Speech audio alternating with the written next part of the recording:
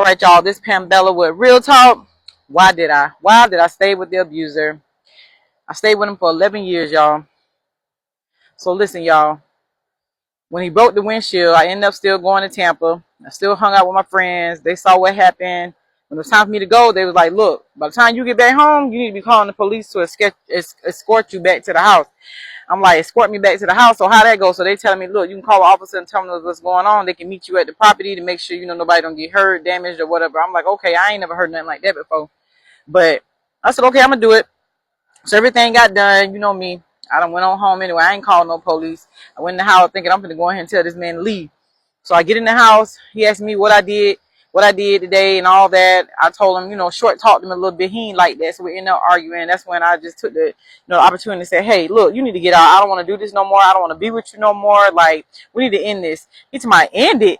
I said, yeah, we need to end this. Man, when I tell y'all that man grabbed me so hard and pushed me up against the wall, he started like putting his arm up under my neck, holding me on the wall to my, oh, you want to end it? Well, I'm finna end your life. Like, look, it hadn't got stupid then, like real stupid. It been stupid, but this the dumbest right here. So as he putting his arm up under my neck, I'm like gasping for air. I end up hitting him and running around the corner. I end up in the living room. He done hopped around the couch somehow and grabbed me, hold me down the couch, talking about he gonna smother me, all type of stuff, y'all. Listen, I went through a lot in those places that we lived in, as far as with the kicking, the spitting, the holding me hostage in the room, embarrassing me in front of my friends, throwing things at me, telling me you're gonna kill me. Like, that's a lot. That's a lot. Ain't nobody finna live with that. I did. I was a fool too. But anyway, he held me down on the couch, choking me. And as he was choking me, I was screaming. I was screaming for my dear life, y'all. When I say I was screaming for my dear life, I screamed for my dear life. So I ended up getting my phone, running outside, getting in my car, and I locked the door. I called his mama. I should have been calling 911. Yeah, I should have been calling 911. I called his mama and told him, look, come get your son. I'm finna put him in jail. I'm finna put him in jail. Well, what are you doing? I'm telling her what's going on. I ain't got no car. I can't come in and get him. Bring him over here. I'm not bringing him no damn well. So with that being said, his car had broke down, y'all. I forgot to mention that his car broke down, and I guess he was getting it fixed or whatever. But long story short, he didn't have a car at the moment, so we were using my car. I had got a car. So she like, bring him to the house. I'm like, I'm not bringing him over there. So I get back inside. He's sitting on the couch talking about who you was on the phone with. I said, I called your mom. What you call my mama for? I said, because so she can get you, because you about to go to jail. I'm about to go to jail. Yeah, you about to go to jail. So he jumps up. He grabs me again, y'all. He pushed me on the couch and told me to sit down, told me to give him the keys, and I ain't going nowhere. I said, look, you're not finna do this today. We're not doing this today. You finna get out. So this is what I did, y'all. I waited till he went to the bathroom. He went in the bathroom. When he went to the bathroom, I ran outside. I got in my car and I left. I went around that corner so goddamn fast, y'all. When I say I went around that corner, I went around that corner. I called 911. I ended up calling the police now. Here I go. I'm thinking now. I ended up calling the police.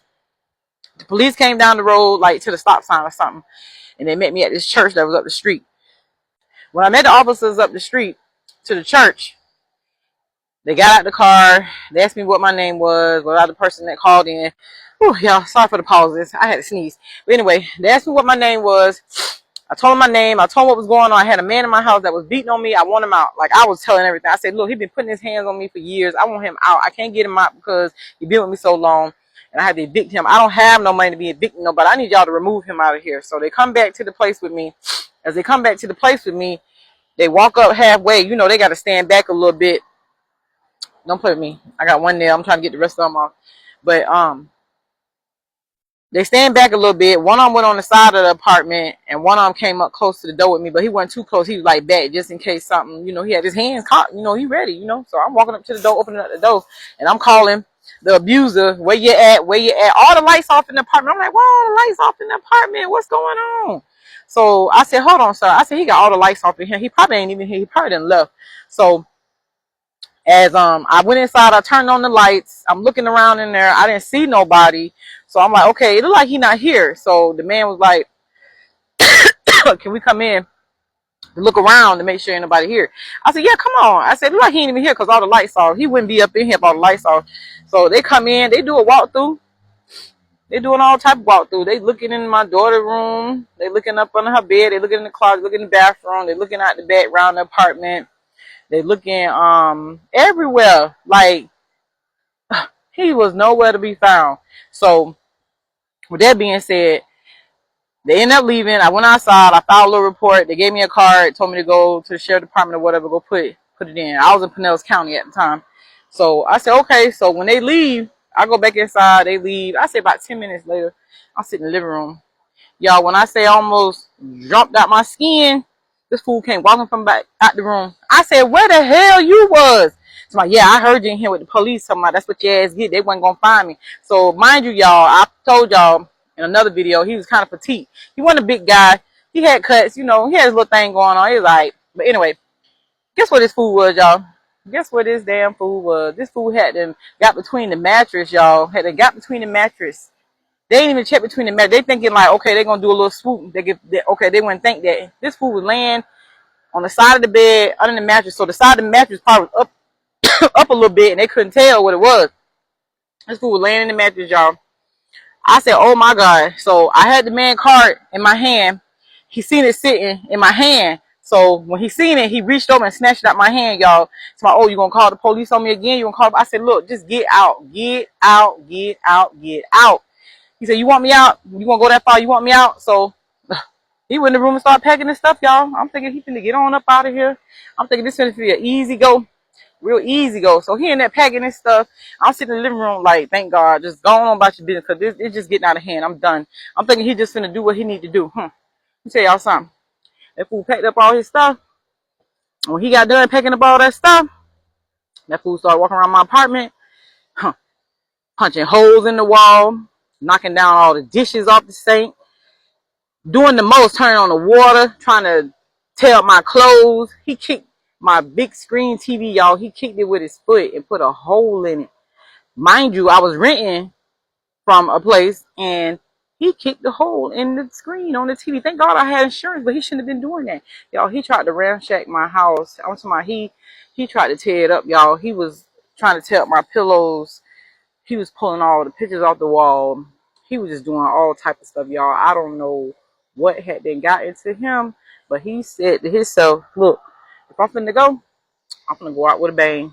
I'm finna take everything out. I'm talking about I'm wiping out everything that she got. I'm like, oh my God. So he tearing up, y'all. I'm screaming and hollering. I'm screaming and hollering. I'm finna call the police. He didn't grab my phone, y'all. He done broke my phone. He went to the extreme this time. He knew that his time was up.